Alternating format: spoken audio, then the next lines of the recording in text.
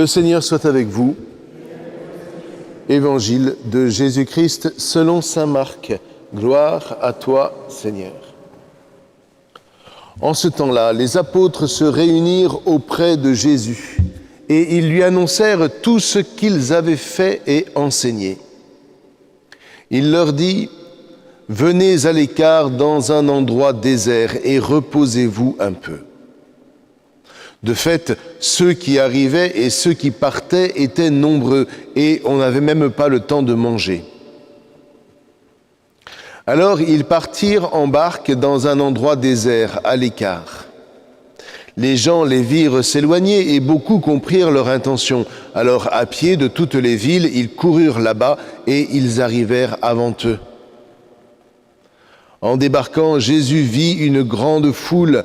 Il fut saisi de compassion envers eux parce qu'ils étaient comme des brebis sans berger.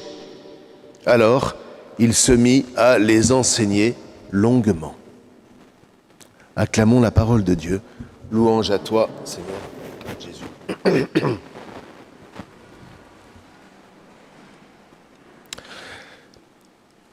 Ces foules, frères et sœurs, n'ont pas disparu.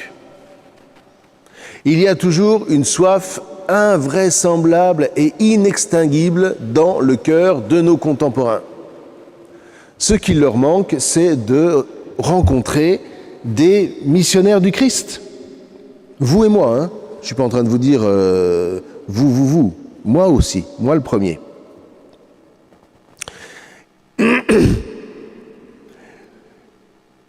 C'est impressionnant de voir à quel point nos contemporains courent après tout ce qui semble répondre à leur soif. Mais moi, je me rappelle que quand j'étais en Afrique et que je rencontrais des jeunes noirs, et ils me disaient « Si tu savais à quel point nos pères attendaient la venue des missionnaires. » Quand les missionnaires sont arrivés et qu'ils ont commencé à nous annoncer le Christ, on s'est dit, voilà, là, il y a quelque chose. Mais qu'ont fait ces missionnaires? Ils ont annoncé le Christ. Ils ne sont pas venus avec le catéchisme. Ils ne sont pas venus avec des slogans de marketing. Ils ne sont pas venus avec des je ne sais pas quoi. Ils sont venus avec les paroles et l'enseignement du Christ. Que fait le Christ quand les foules se rassemblent? Alors, ça peut vous paraître bizarre parce que Jésus prend une barque et puis les autres, par la terre, ils arrivent avant eux. Oui, parce que dans le lac de Tibériade, en fait, vous avez des pontons qui ne sont espacés que de 3-4 kilomètres, même pas.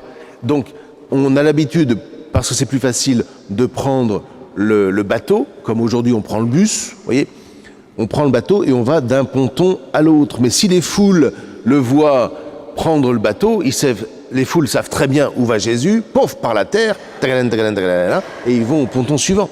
Et ils arrivent avant lui. Voilà. Hein?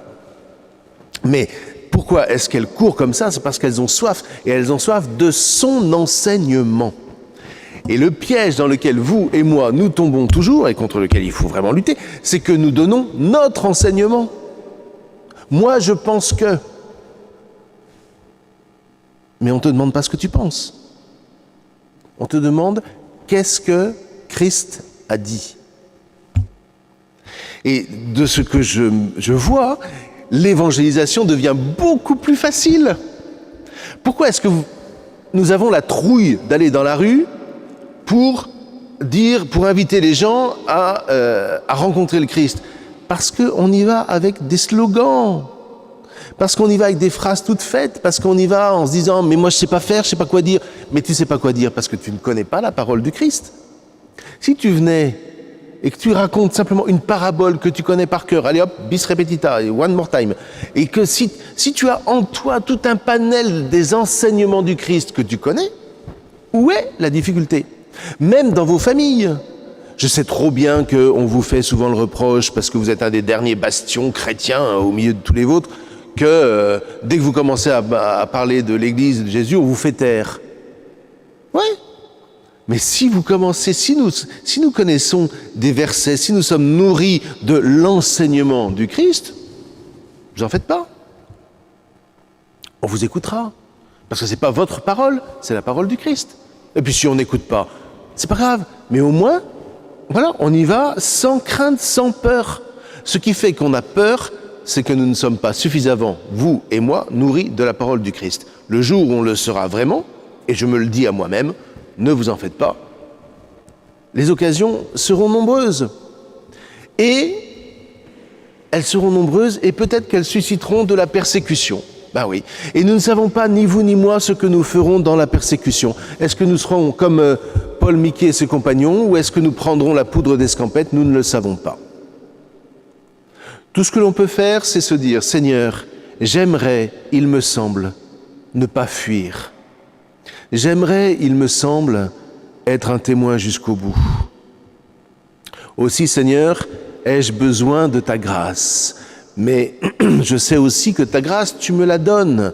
Tu me la donnes tous les jours. Et c'est moi qui me ferme à ta grâce. Et c'est pour ça que tu m'envoies chaque jour des petites épreuves. Alors si dans l'épreuve, je me ferme à la moindre contrariété, si je me ferme, quand le témoignage viendra, tu te fermeras. Mais si tu décides dans les petites contrariétés de chaque jour de choisir de t'ouvrir, de choisir de suivre le Christ, peut-être qu'effectivement, on pourra espérer que le jour où la persécution viendra vraiment, tu seras dans ce mouvement-là. Mais tu as besoin, et j'ai besoin de la grâce du Seigneur. Nous avons tous besoin de cette grâce. Mais cette grâce-là, elle n'entre que par la parole de Jésus que j'apprends. Ouais. Nous, on voudrait que la grâce, pouf, elle tombe tout cuit, comme on dit.